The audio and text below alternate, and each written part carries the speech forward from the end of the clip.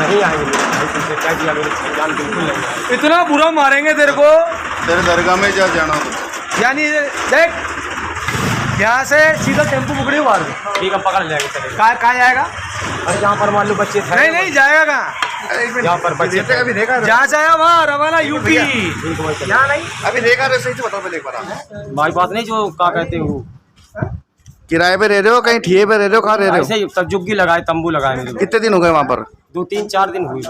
2-3-4 दिन ही हुए? अरे भैया रुकिए, ठीक है चलो। आएगा दोबारा? अब मेरी बात सुनो, कान खोल रहे, इज्जत से बता रहा हूँ, ये पैसा जितना भी है ना, दरगाह के अलावा भी है, वहाँ चढ़ाओ चद्दर, दरगाह के अलावा कहीं बाहर मत आना एरिया में कहीं पे। मुर्गा बने पीछे यहाँ आ गया। चल मुर्गा बन मेरे भाई, मुर्गा बन मुर्गा। अरे बन रहा है कि नहीं बन रहा है? ढंग से बन, ढंग से बन। नहीं सही है ना। आएगा ना, परेशान कर रहे हैं हम तेरे को। तू ले जाएगा इसको, पटक दूंगा नाली में।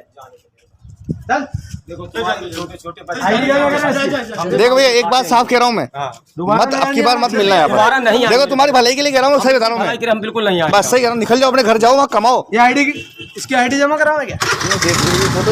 फोटो खींच, अरे वीडियो बना ले इसकी आईडी दोबारा। तो ये वीडियो यूपी का नहीं था, ना ही ये वीडियो अफगानिस्तान का है। ये वीडियो है राजस्थान के अजमेर का, रामगंज थाना क्षेत्र। मेरी गुजारिश है अजमेर के एडमिनिस्ट्रेशन से कि संडे तक इस आदमी के ऊपर कठोर से कठोर कार्रवाई करें मॉब लिंचिंग के कानून में।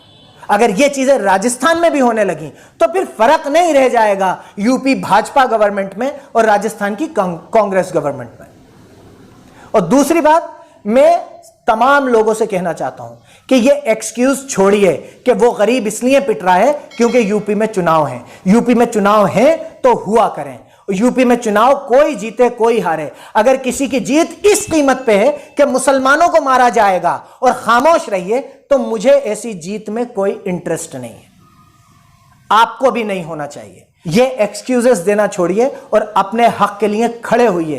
कानूनी तरीके से कानून पे अमल करने की बात कीजिए और इन लोगों को कानून के तरीके से सबक सिखाइए।